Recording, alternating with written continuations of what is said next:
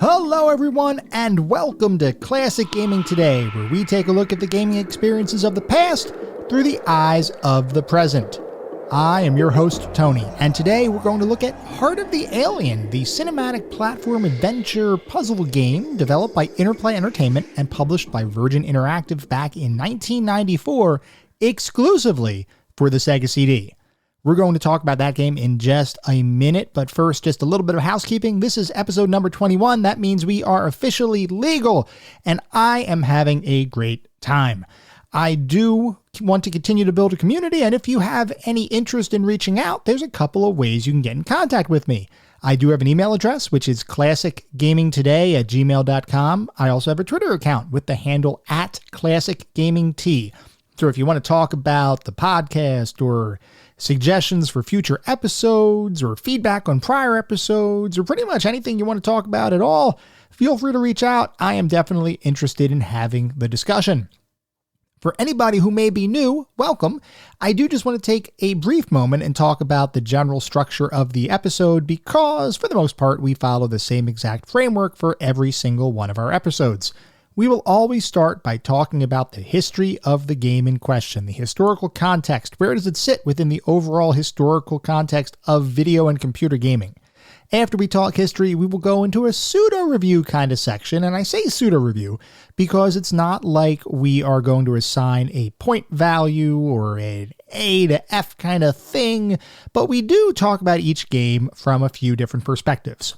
We will talk about the graphics. How does the game look? We'll look at the sound and music, or more accurately, listen to the sound and music. How does the game sound? We'll discuss the narrative and story, if the game has one, playability and controls, and the overall feel. How does it feel to play the game today versus when it was originally released?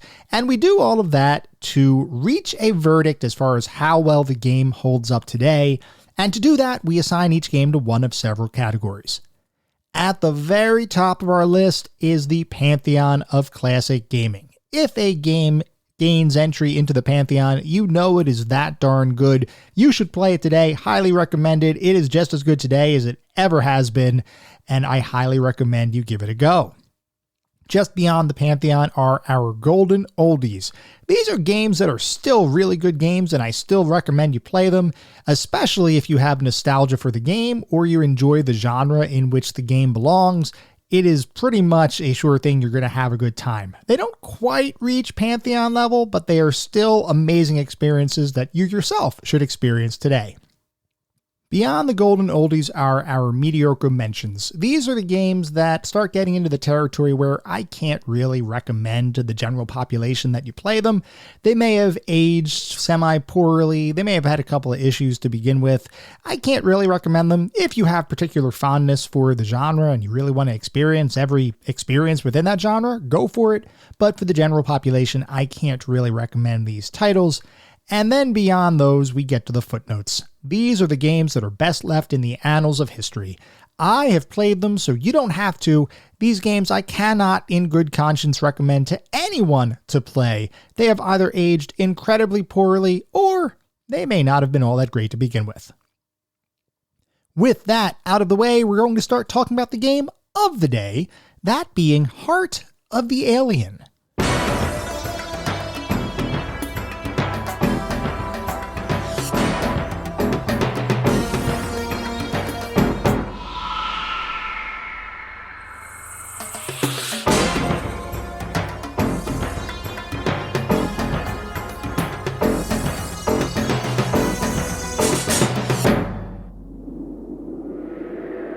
Heart of the Alien was a cinematic platform adventure puzzle game developed by Interplay Entertainment and published by Virgin Interactive in 1994 for the Sega CD. Now, Heart of the Alien, and this is a little bit of a more, I'll say, esoteric selection because I don't know that many people talk about Heart of the Alien all that much. It is the sequel to Out of This World, or Another World, which we talked about many episodes ago back early on in the podcast. So there really would be no Heart of the Alien without Out of This World, so it makes sense to go back and discuss that title a little bit before we move on. I do want to note, this is a high-level summary of Out of This World. Like I said, we have an episode that's fully dedicated to the development of that title and how I felt about that title and just overall what the overall experience was. So if you're interested in learning more about Out of This World, definitely check that episode out. We do have a little bit of a refresher here just to paint the context around how the sequel was created, because heck, if you don't know how the original was created and this is the first episode you're listening to, or you missed the Out of This World episode, you may be missing some of that context. So I do just want to provide that up front. So let's talk about Out of This World. It was the result of a single man's efforts to create a truly cinematic game experience. And that man was Eric Chahi, who was a French game designer. He had gotten his start working with a game development studio called Larissier. And by the way, these are a lot of French names. I may mispronounce them. I apologize up front. So Larissier was a company focused on developing titles for a variety of computer platforms, most of which were focused on the European microcomputer market of the 1980s. Chahi eventually, after working with that company for several years, wanted a change of pace. So he left the company and he joined a new company called Delphine Software. At the time, he was working alongside another French game designer by the name of Paul Quissett on Future Wars, which was a point-and-click adventure title and part of Delphine Software's Software Cinematique label. Delphine, as a company, was focused on creating cinematic gaming experiences, and this is something that would pervade all of the titles that Delphine would work on pretty much. They wanted to bring the feeling of the cinema to an interactive gaming experience. That title that Quissett and Chahi were working on, Future Wars, was a success, and with the royalties that resulted from the work on that game, Chahi was given various options of what to focus on next. So he had a couple options. He could either continue working with Paul Quissett on his next game, Operation Stealth, or he could create his own original title. Given those two choices, Chahi decided to create his own game, and that is what would eventually lead to the development of Out of This World.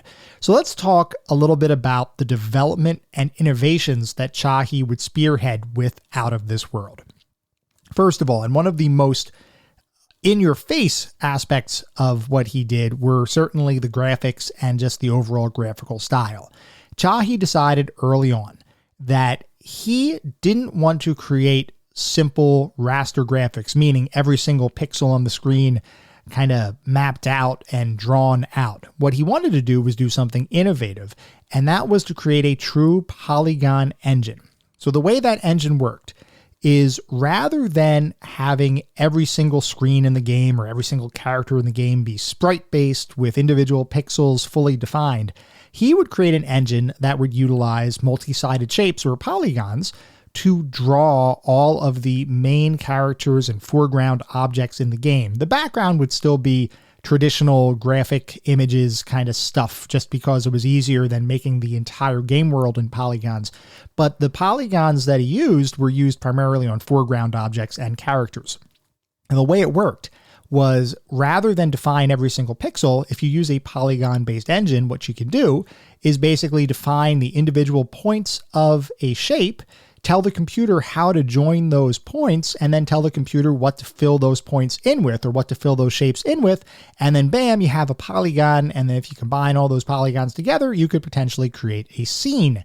Now, this was before texture mapping was really prevalent, and the technology and the processing power for texture mapping really wasn't in place just yet. So all of these polygons were flat shaded. It gave it a very interesting artistic feel when you would look at the game, but it was actually a really good looking game regardless of that fact, and something that we really hadn't seen before Out of This World was created. So that was one of the things that Chahi decided up front, was to change the way he was going to do graphics and focus more so on a polygon engine, albeit for a two-dimensional game. It's not like this was a three-dimensional kind of title.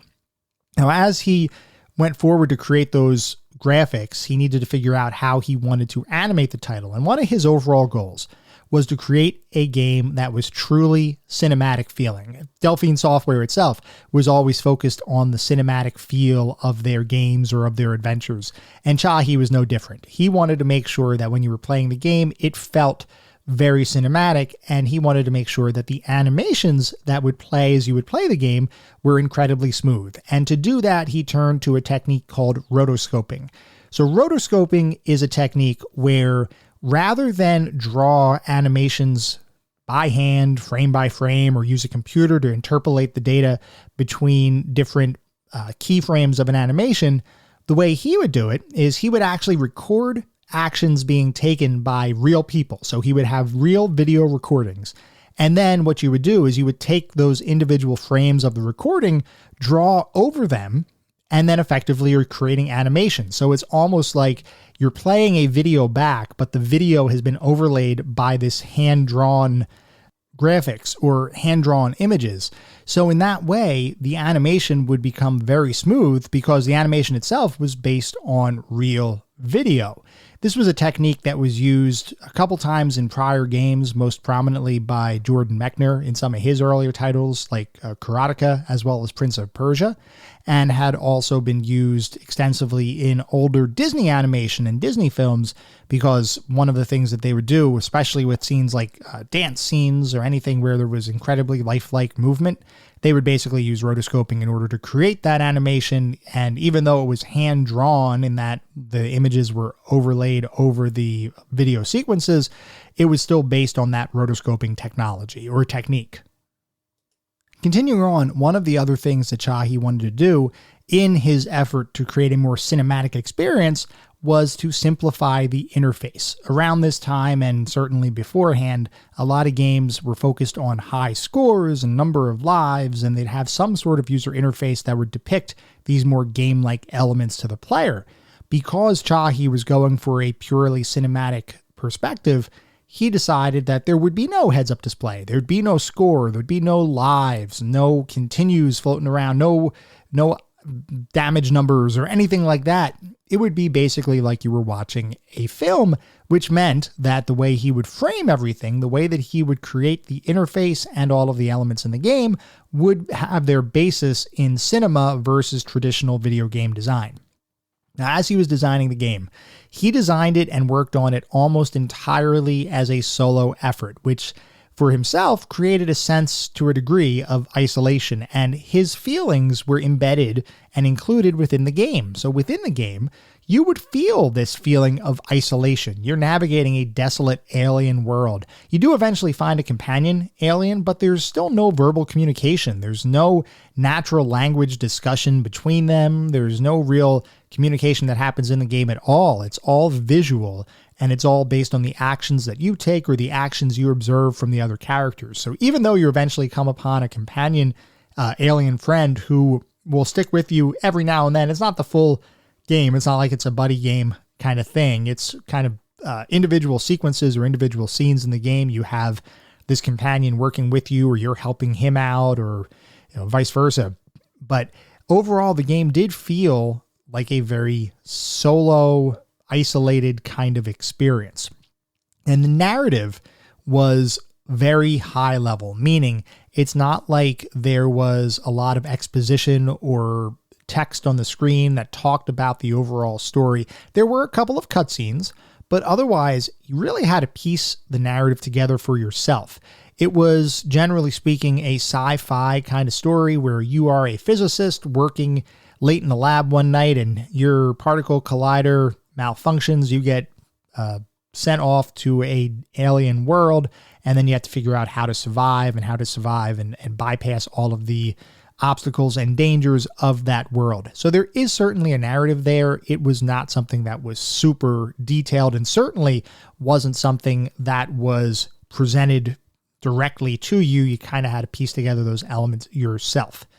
As far as the style of the game, it was absolutely a platform-driven game, but puzzles played a major role. And these aren't the traditional kind of adventure game puzzles where you might have to get inventory objects and combine them in special ways, or you might have to figure out codes to different things. The puzzles here were, what interactions did you have to take in the environment in order to be able to progress to the next scene? So this might be something like filling a cavern with water so that an area would be traversable without getting slammed by a waterfall or something like that. and figuring out how to progress in the game. Oftentimes the puzzles were more challenging than the platforming and the action elements for that matter. So it was really more about a thinking person's action adventure kind of game. There certainly were platforming elements, and there were some action scenes where you'd have a blaster and you'd be able to shoot and shield and all that good stuff. But for the most part, the game was focused more so on the puzzles and the almost philosophical nature of the game and the feeling of desolation and isolation, and made you really think. And ultimately, that is what sometimes took longer to get through the game, because you had to figure out what specific actions to take in order to progress.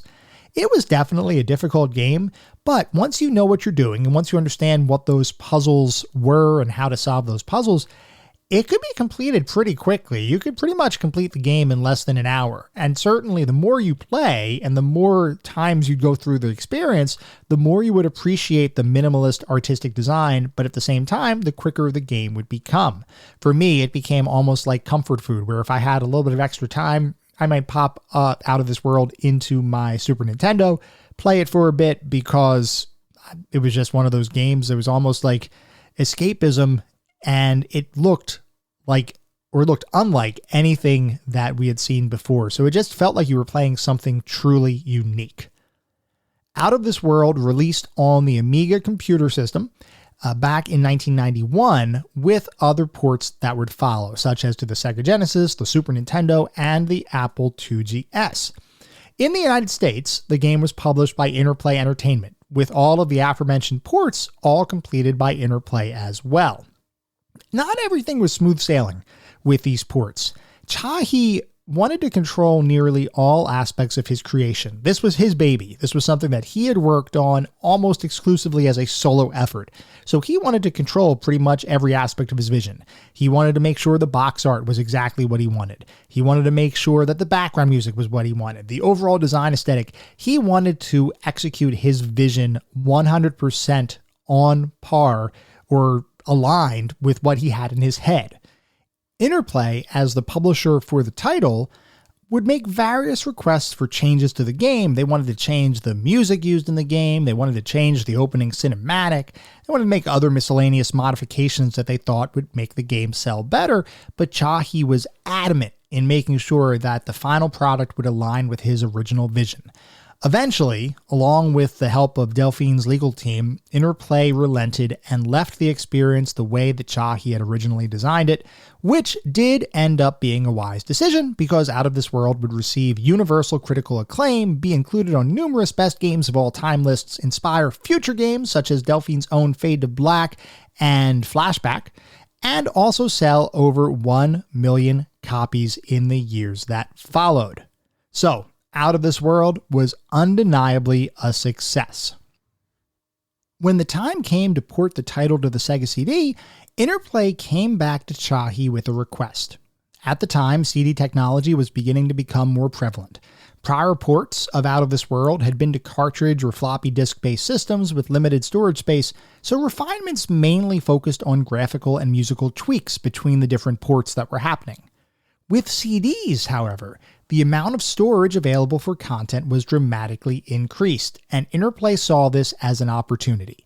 Rather than simply port Out of This World to Sega CD, which would effectively just be the same as the Sega Genesis version of the title, given the fact they were both on the same or similar hardware ecosystem, the team wanted to add additional enhancements.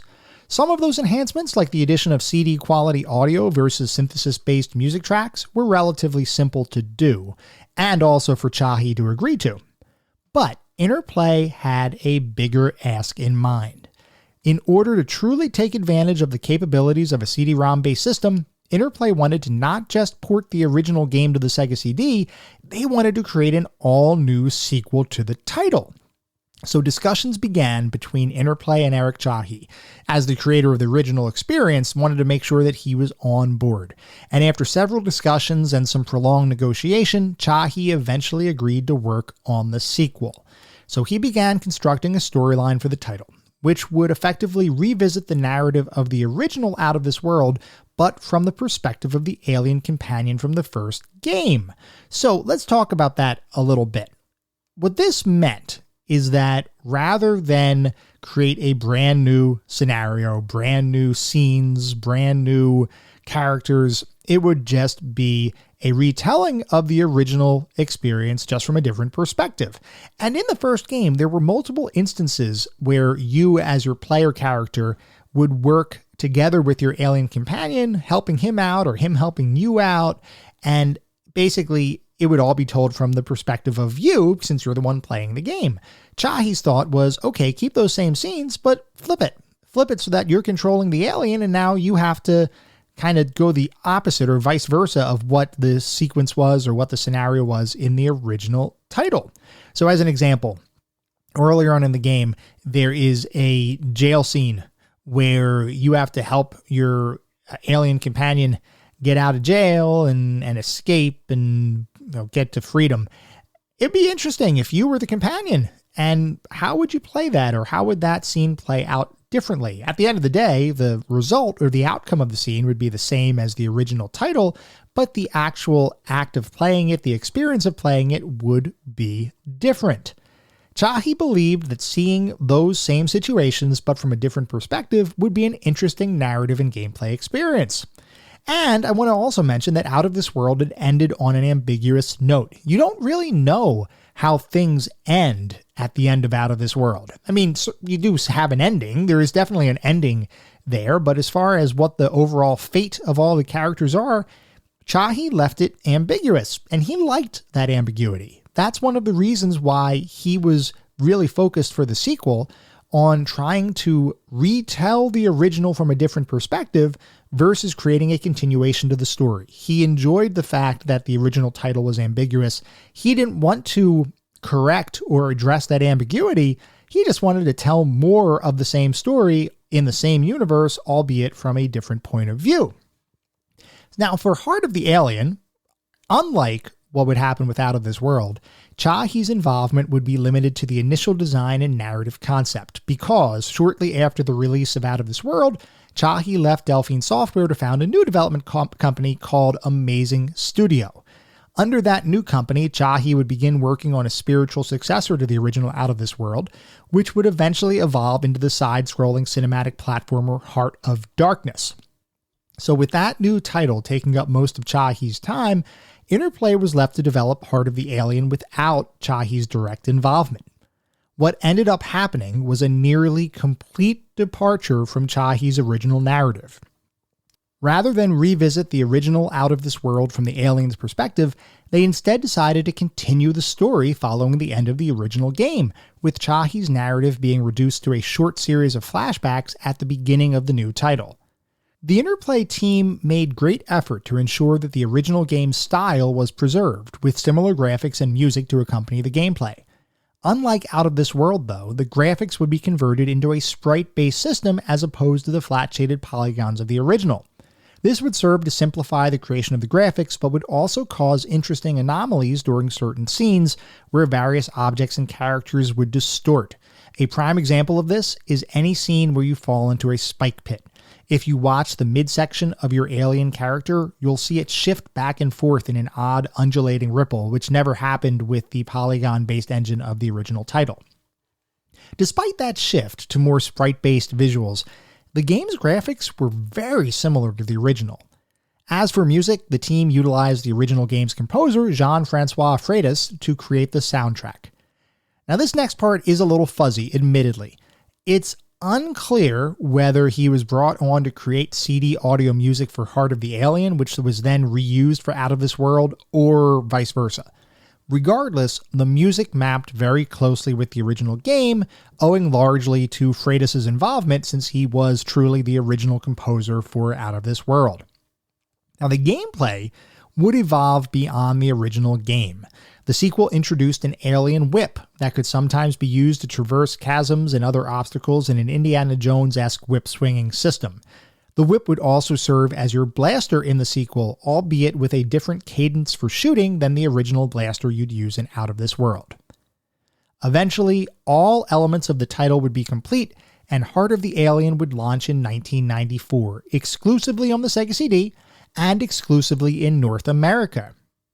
Included on the disc were both the original Out of This World, which was an identical port of the Sega Genesis version, and the game's newly developed sequel.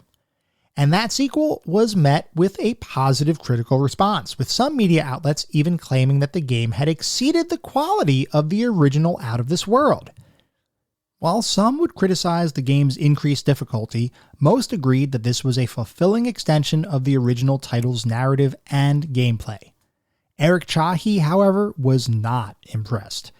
Having seen how far the title diverged from the original game, as well as his original vision for the sequel, Chahi disowned the title entirely, claiming that it didn't represent a true sequel to the original adventure.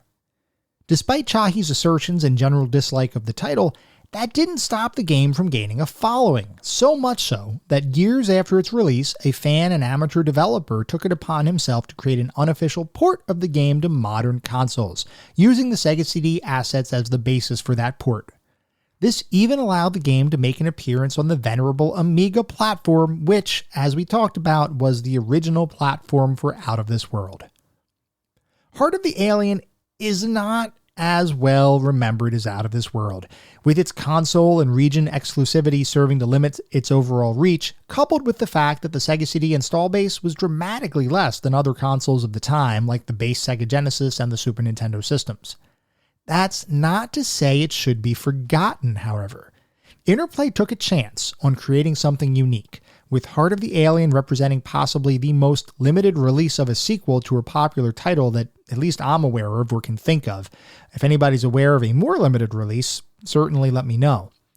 Whether you personally agree with the critics or with Eric Chahi, the fact remains that Heart of the Alien still represents an interesting release in video game history. As the unexpected sequel to an all-time classic, it certainly warrants discussion. And while it might not embody its original creator's vision, that doesn't diminish the historical significance of the title.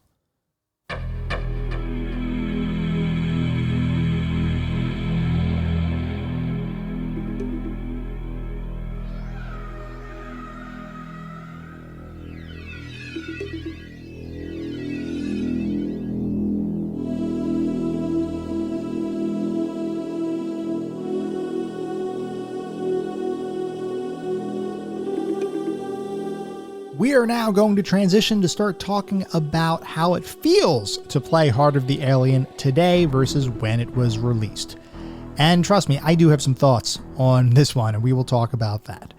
So, Heart of the Alien was a cinematic platform adventure game with some puzzle elements, and it did inherit a lot of Out of This World's DNA. So let's talk about that for anybody who may not have played this particular game or potentially even the original. So when I say cinematic platform puzzle adventure game, what I mean is a game that takes a lot of inspiration from the movies as far as how scenes are framed, how animations happen, how you interact with the environment, and then couples that or marries that with some traditional platform kind of elements. So this is all around jumping around and moving around and navigating environments and avoiding obstacles or jumping over obstacles or whatever the case might be. And then also combined some light puzzle elements. In the original title, it was all about how do you figure out how to progress to the next scene and what are the specific actions that you need to take, potentially even in sequence, in order to get to that next scene. Heart of the Alien does something very similar and does align pretty closely with that original gameplay style. In this particular game, you're placed into the shoes of your alien companion from the first game, and his name is Buddy. So you play as Buddy in this game, and it picks up right after the end of the first game. Little bit of a spoiler alert. The very first game, the way it ends, and fast forward a minute if you don't want to hear how that original game ended. But the way it ended was you end up getting attacked by this alien, this evil alien, and your companion comes up and starts beating him up. You make your way across the screen, pull a lever that eventually shoots a laser and disintegrates that bad guy, and then you and your alien companion ride off on the back of a pterodactyl somewhere. And that's how the game ends. So that's why when we were talking earlier about it being ambiguous, there's really no indication of what happens next. You ride off into the sunset, sort of, but you don't know if things end well, if you ever make your way back to your home planet or you stay there in the alien world, you don't know what happens. So this new game, Heart of the Alien, picks up right after that.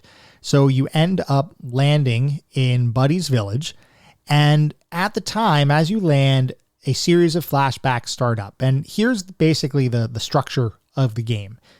It turns out that Buddy's village was attacked previously by what appeared to be the same big bad alien as what you would face at the end of Out of This World. I have no proof for that, by the way, but that's what it felt like. That's what it felt like the implication was.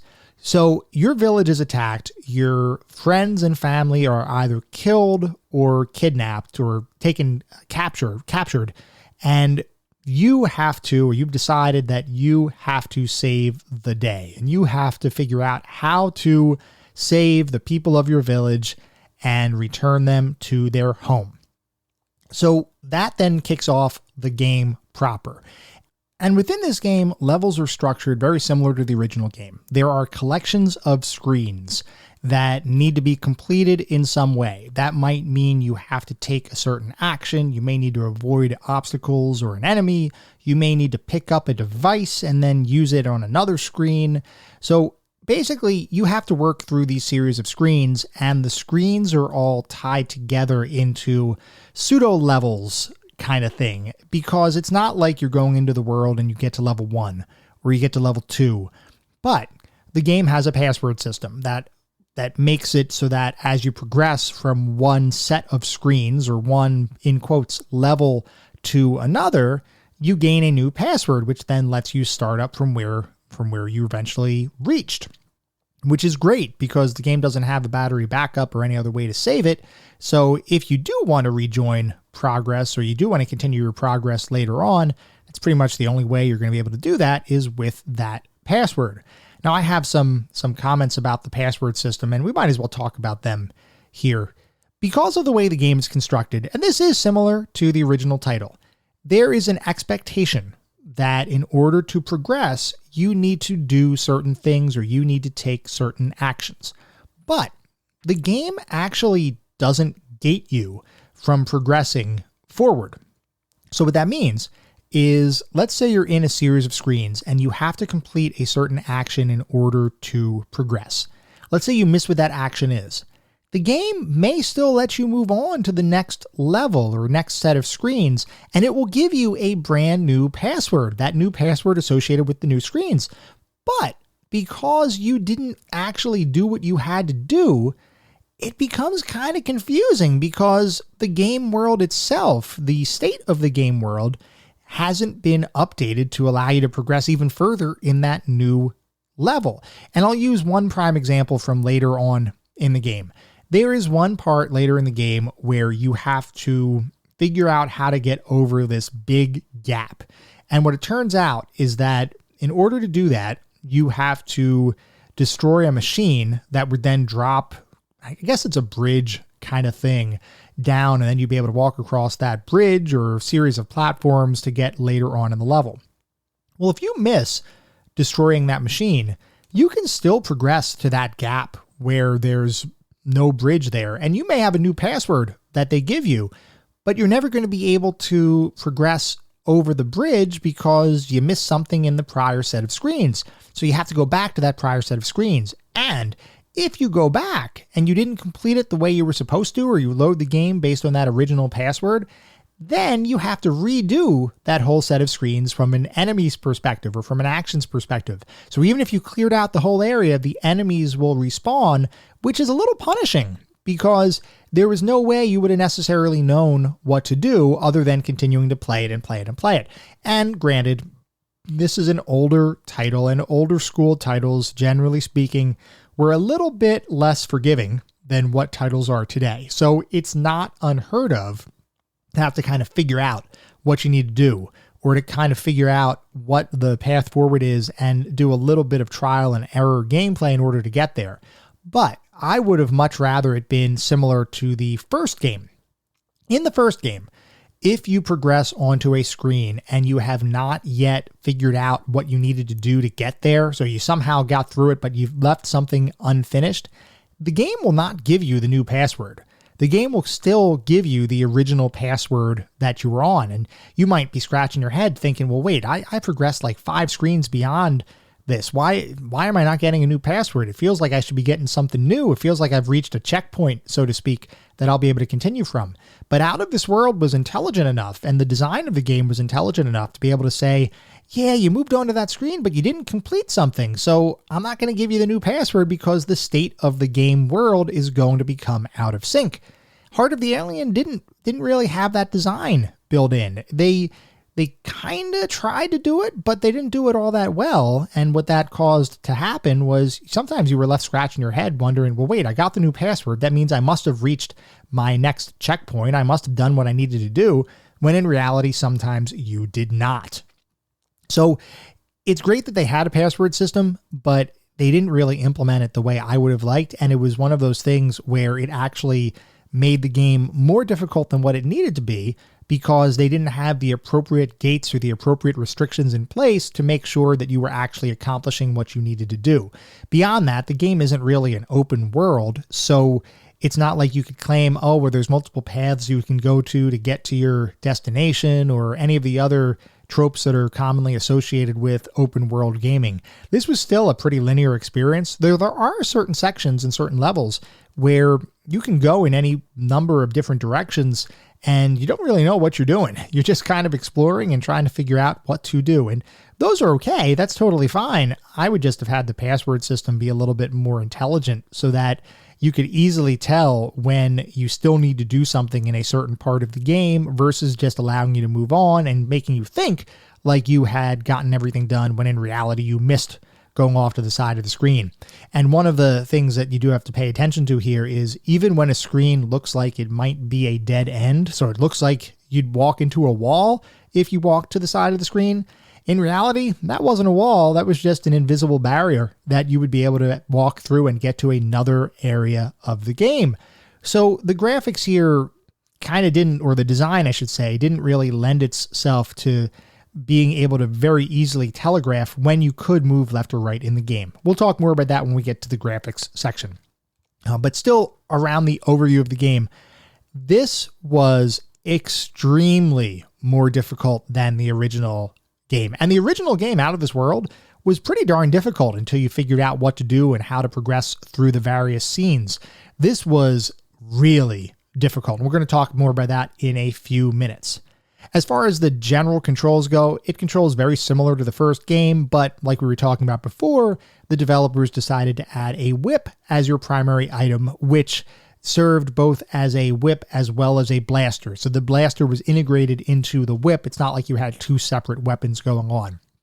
There was also a new capability that was added into this title beyond Out of This World that allows you to pull yourself up onto ledges. Very similar to what you might have seen in Prince of Persia, where you could approach a ledge, press up, and then you can climb up to a level above you. It's used at the very beginning of the game, and then for some reason, it was used very sparingly after that. So it was kind of like they added something in, and they had an idea to use it up front, and then they didn't really use it to any great effect later on. In any event, that's kind of how that was my observation of that new mechanic.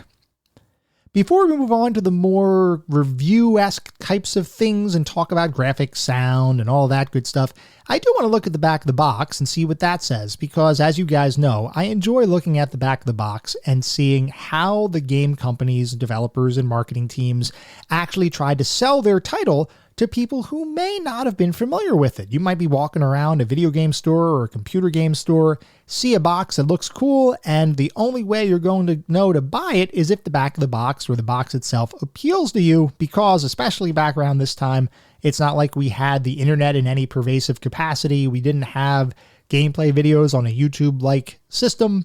It was basically just what we could hear either word of mouth.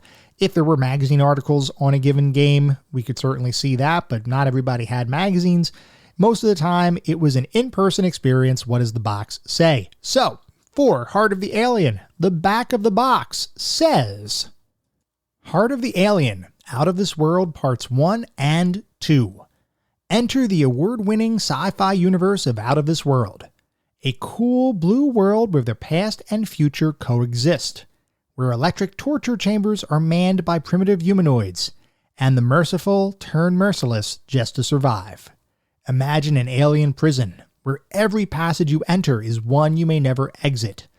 Every creature lives to try and take your life, and the further you run, the closer you get to the sadist they call the Warden.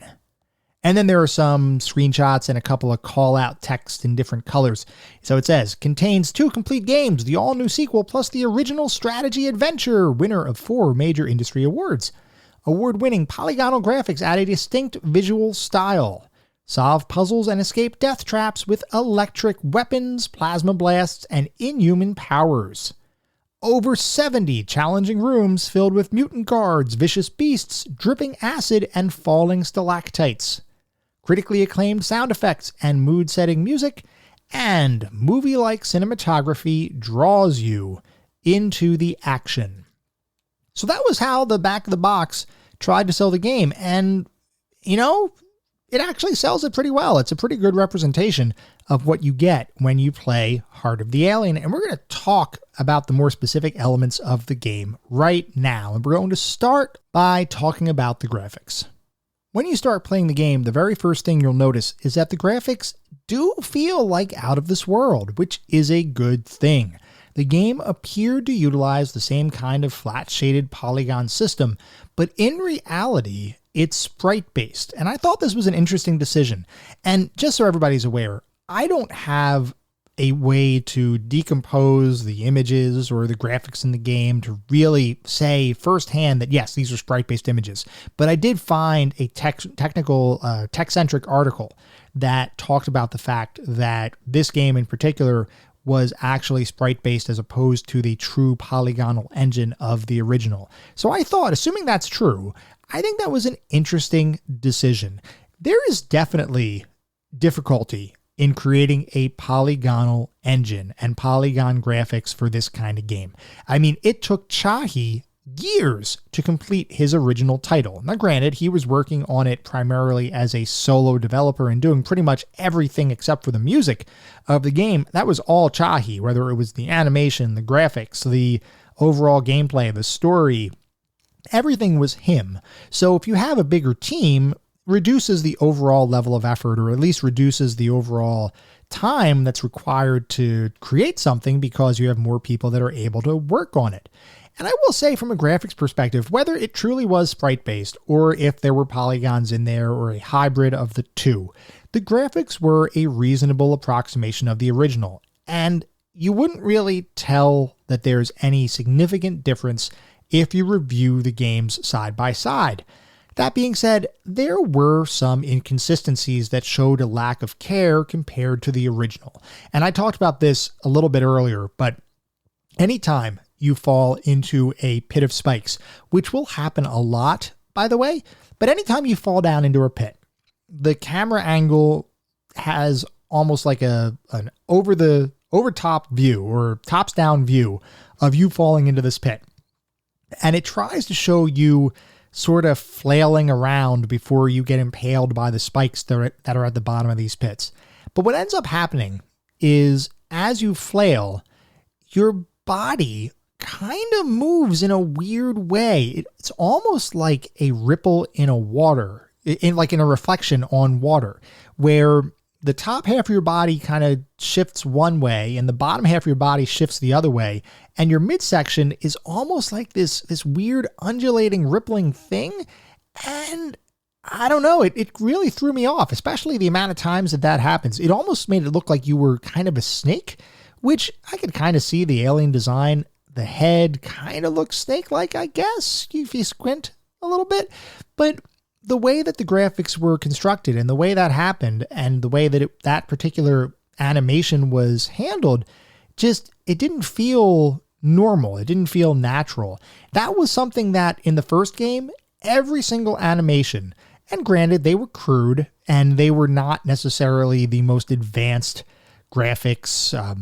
Certainly compared to today, they were not advanced. They were quite primitive.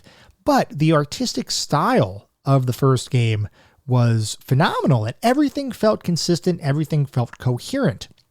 I cannot say the same thing about Heart of the Alien. There were some scenes where it just felt like things were off just a little bit.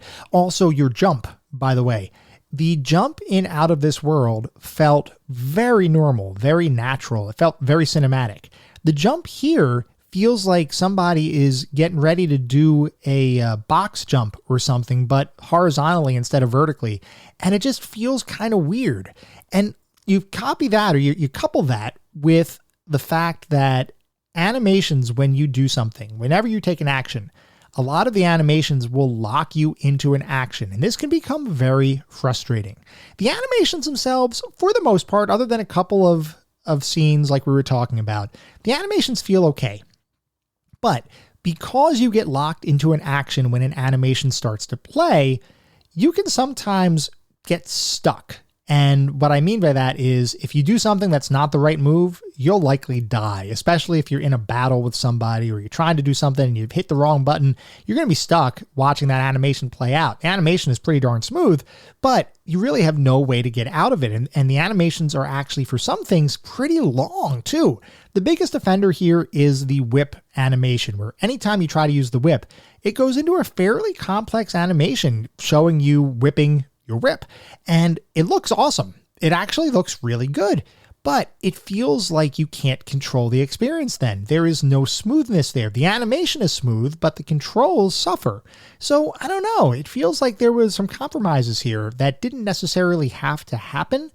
And I feel like because they were trying to mimic the graphical style, they lost sight of how that would affect the controls. And obviously we'll talk about the controls in a couple minutes, but just something to mention. The animations for the most part looked good. The graphics for the most part looked good. They were definitely consistent for the most part with the original title, with Out of This World. So you could kind of see how ending one game and going right into the other one, it was a natural evolution or a natural extension.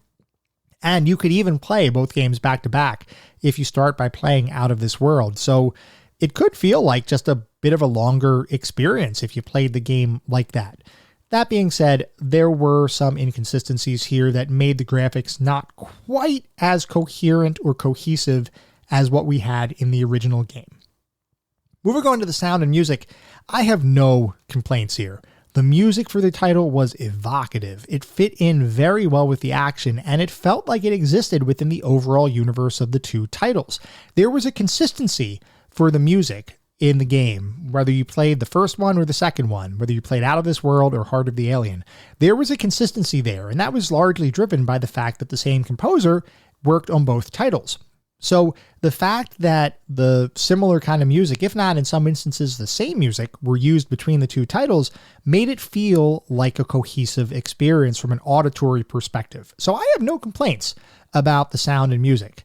I will say that the music was pretty sparsely used, which worked from a narrative perspective, because what they were trying to do is create in some scenes feelings of tension or dread or anxiety. And to do that, music can play a role. Both the existence of music can add to those feelings, as well as the absence of music can add to those feelings. So the fact that they took those narrative kind of structure, they used that narrative structure, and they combined the music at the right parts and the right kind of music at the parts where they did want some sort of audible experience, it worked. It worked for me. The sound effects were fine too. No real complaints about the sound or the music. And honestly, the music was good.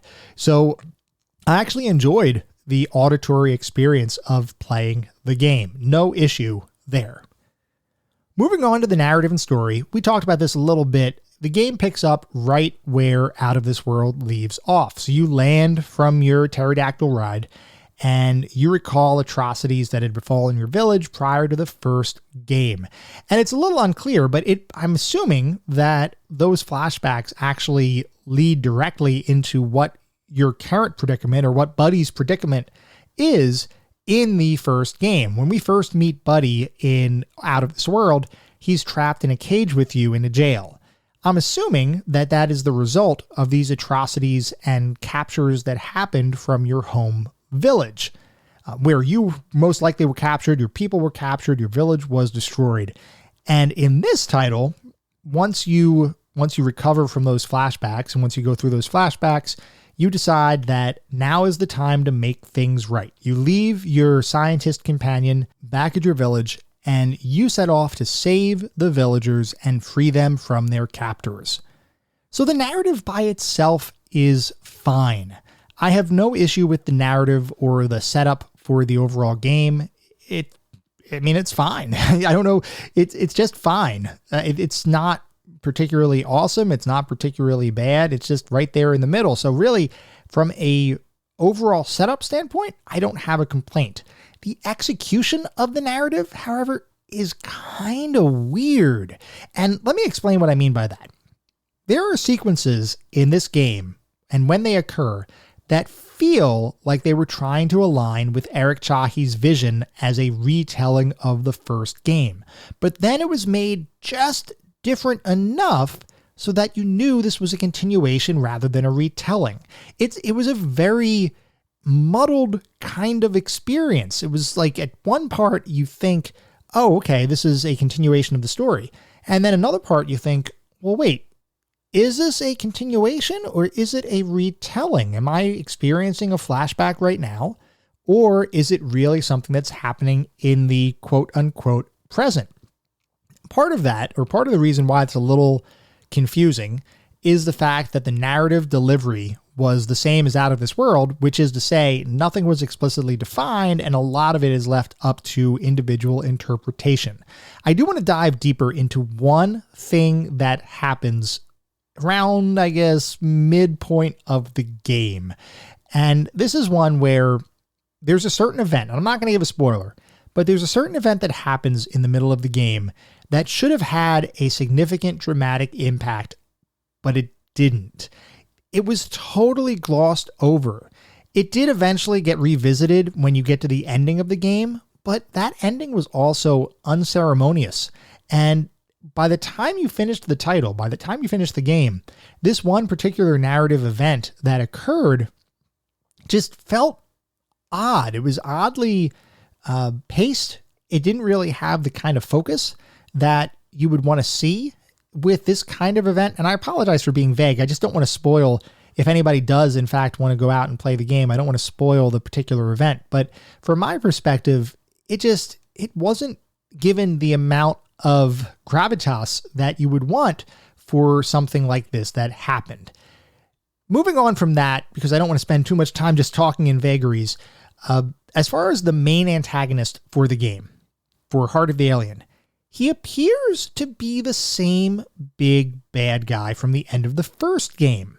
So he appears to be, this warden character appears to be the same bad guy from the end of the first game. But at the end of that title, he's vaporized. So how could he be the main antagonist of this one, unless it was, in fact, a retelling or flashback of the original? The only thing is, it clearly wasn't, because the setting has changed and the situations have changed. Or were they? Because there's just enough similar that you might think, well, maybe the first game was itself the result of an untrustworthy narrator, meaning you can't trust what happened in the first game story. Or maybe it's a matter of perspective, because you're being a human in the first title and you're being an alien in the second. Maybe the perspective shift just makes things different. So it really is a retelling. Only, no, that can't be, because it was designed to stand alone without any consideration of a sequel. That original title was meant to be a standalone experience. Only Interplay made the sequel happen. Chahi was happy to leave it as is. But no, you know what? Maybe it was no, you know what? I've got to stop. My brain hurts. I am going to go in circles with this thing. Basically, the narrative was a bit of a mess. It felt like half of the team tried to implement Chahi's narrative while the other half went out to create a new storyline. For me, I am not a fan of this game's narrative. It could have been something. It could have been something positive. It could have been a nice continuation of the original, or if they stuck with Chahi's original vision, it could have been something that would work and give an interesting experience and different perspective on the events that occurred. But what it is and how it ended up, I am not a fan of this narrative at all. Moving on to the playability and controls, the game does control similarly to the first. and you walk between screens, you jump over obstacles, you run from enemies. In a new action or a new interaction in this game, you're able to use your whip to swing across chasms, and you can shoot bad guys while shielding yourself from blaster fire. So for those who may not have played the first game, just a couple of additional details. General movement is very smooth, and that was the original, was very, very smooth. And this one has very smooth animations, and we talked about that a little bit during the graphics section as well. I do want to talk about the whip usage here, because conceptually, I think having a whip in a game sounds awesome. And think about the fact that you could take this whip and you might be able to use it as a weapon against your enemies, or you might be able to use it to swing across gaps or swing across holes by attaching it to stalactites or some other element in the environment. Or maybe there might be scenes where you have to grab onto something and pull it forward because it's just out of reach and you need to whip it and grab it over to you. So basically, as I'm thinking about whip usage, I basically think of Indiana Jones. That's my first thought when I hear the term whip in a cinematic or a game kind of setting. I always think, oh, well, how would Indiana Jones use it? And that's how I would expect a game to use the whip. The problem with the whip in Heart of the Alien is that you have to be super precise. Absolutely almost pixel perfect precise when you're doing some of this swinging. And the whip doesn't really get used all that much outside of swinging across chasms. There's a few areas where you do that swing across a gap, and I guess that's okay. But once again, you need to be so precise there. And there's one section later on where there are some obstacles that you need to avoid. And it's a very timing driven thing. So if you take the animation of the whip, which locks you into that animation and is a very long animation where you basically can't do anything else, and you couple it with the fact that you need to be highly precise and be standing in the exact right spot in order to attach to the stalactite that's hanging from the ceiling. And you have to time it so that by the time you get through your swing, you're able to bypass this obstacle that would otherwise vaporize you. It becomes a real cumbersome thing to use. So other than swinging across chasms with the whip, it's not really usable for anything else in the game, except for a few specific scenes. There is one spot where you have to use the whip to dislodge a vent, which drops your scientist companion onto a bad guy. That's okay, but once again, the precision required there, I went through that scene maybe 4 or 5 times before I found the exact right spot to stand. And it's not like it was dramatically different. Each time I tried it, it was literally less than an inch of screen difference between when it was successful and when it was not. So I started to think, well, I must be doing the wrong thing. I mean, it seemed pretty obvious that was what you'd have to do, is to use the whip to dislodge the vent that your companion was standing on top of or kneeling on top of. But it wouldn't work. The game wouldn't work. It wouldn't register a hit on the vent until I got into the exact right spot. Beyond that, there is another spot later in the game where you have to make a box fall on a bad guy's head, which you use by hitting that whip into the box that's hanging and dislodging it from a chain or a pulley system of some sort. There is only one spot in the game that you can actually use the whip as a weapon. And I have significant issues with this one, and I'll tell you why. When you play a game, you expect there to be a degree of consistency within the game mechanics and the game world. If you give me a whip, I'm going to expect to be able to use that whip as a weapon.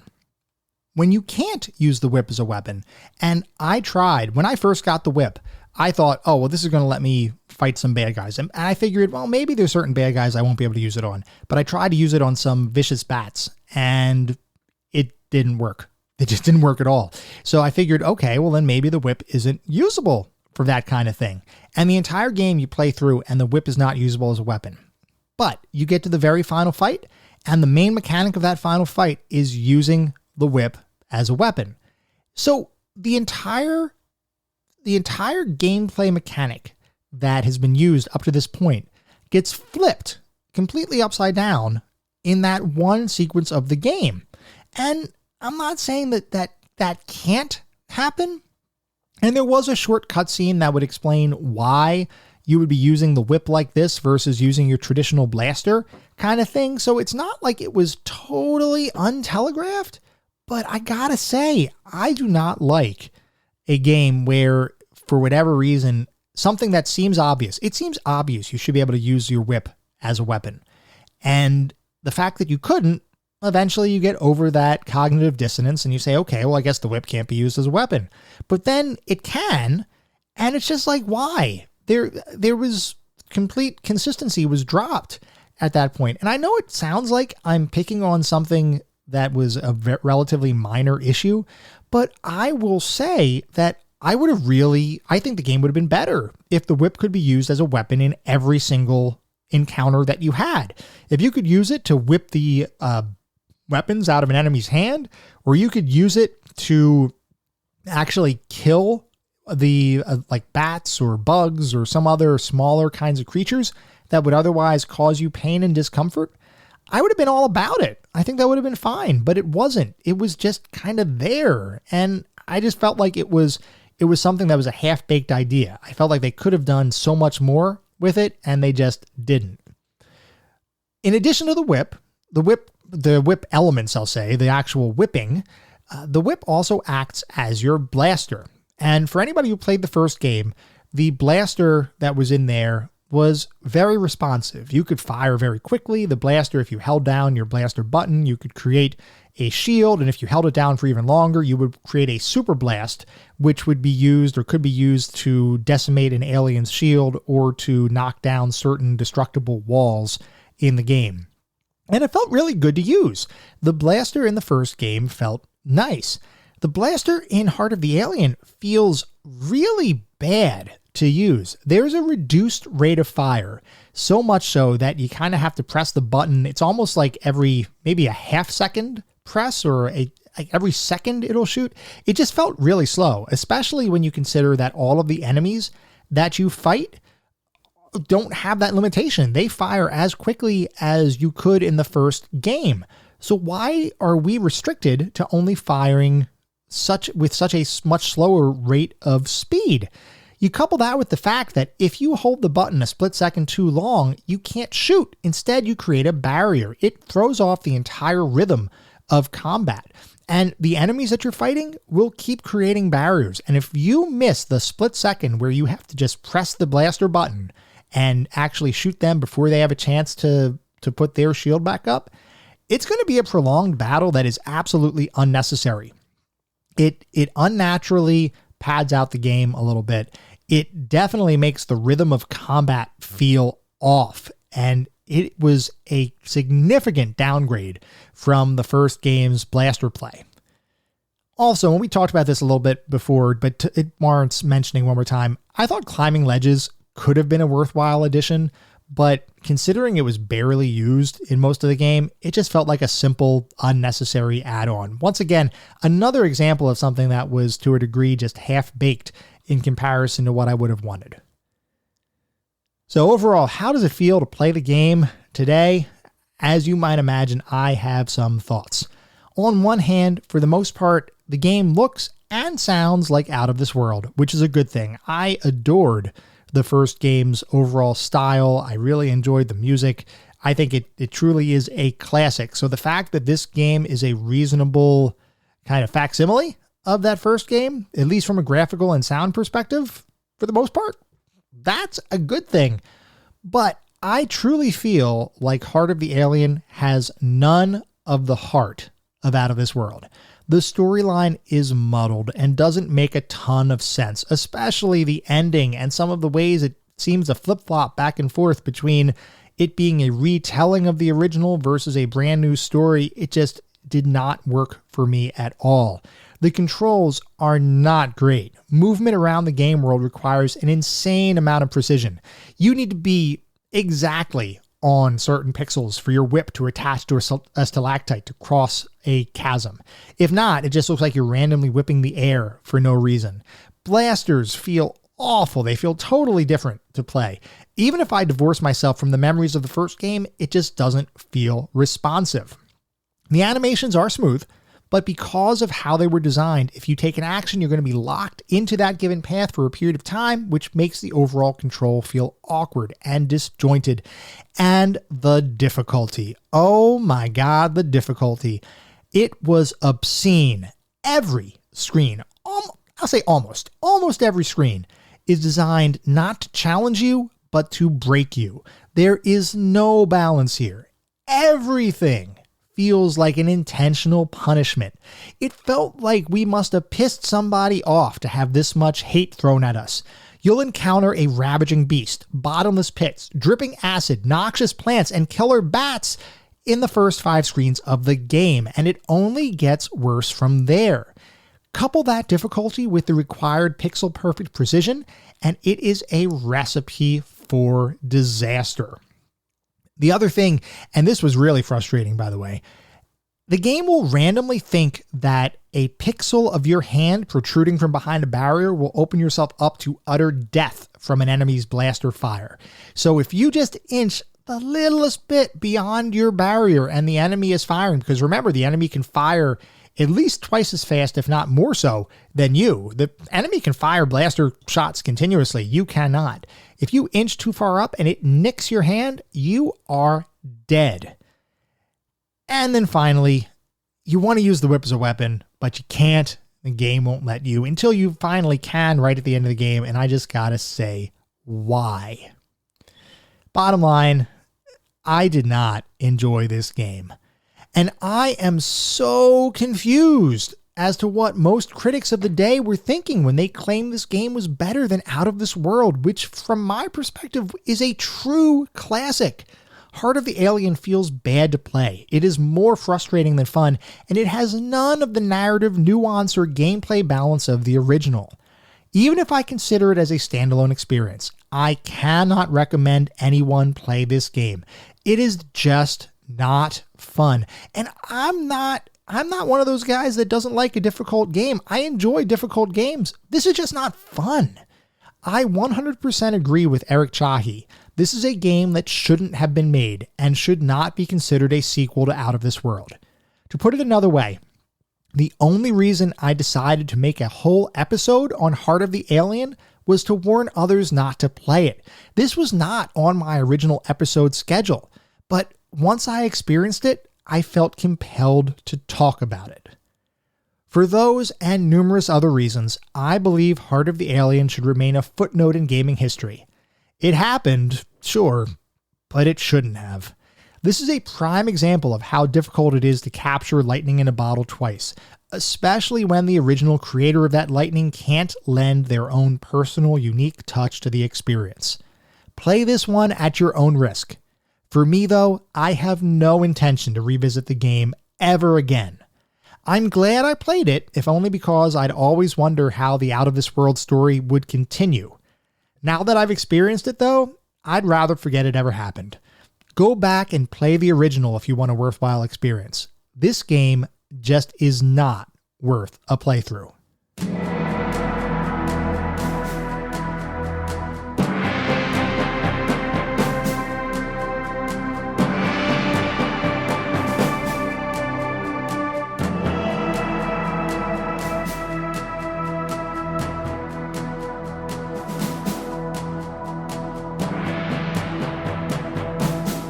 That was our episode on Heart of the Alien. I hope you all enjoyed listening to it as much as I enjoyed creating it. If you'd like to provide some feedback, comments, suggestions for future episodes, I'd love to hear from you, and there are a couple ways you can reach out to me. I do have an email address, which is classicgamingtoday@gmail.com. I also have a Twitter account with the handle @classicgamingt. So if you'd like to reach out, let me know how I'm doing, or let me know what you're thinking about for future episodes, or what you thought of Heart of the Alien. Maybe you loved it. Who knows? If so, let me know. Let me know what you liked about it, because, boy, this one was hard for me. But in any event, let me know what you think. I am definitely interested in having the discussion. Before we call it for the week, the next episode I do want to mention is focused on Streets of Rage 2. So feel free to write in if you have any particularly fond memories of that title. I'm interested in hearing what you all think. At the same time, I recognize that you're listening to this podcast on any number of podcast services or aggregation engines because we live pretty much anywhere the podcasts live, and it would be great if you could leave us a review. I am definitely interested in getting some feedback here. It's not about bolstering star counts, and it's not about trying to harvest a bunch of 5-star reviews, though if that happens, awesome. That means we're doing something right. But I am legitimately interested in making sure this is the best possible podcast it can be, and the only way to do that is to make sure that we're hitting the mark and that we're getting the right content that you all want to listen to. So if you feel so inclined, please leave a review or just reach out and let me know how I'm doing. I am definitely interested in your thoughts. We are still growing. We are continuing to develop the community. This is one of those things that'll be a never-ending journey because it's just always going to be a focus. I always want to make sure we're creating the best possible content. And I hope you are all enjoying it thus far. We'll be back in around a week with our next episode focused on Streets of Rage 2. Until then, remember, sometimes the games of the past are just as good, if not better, than the games of today. Goodbye, everyone.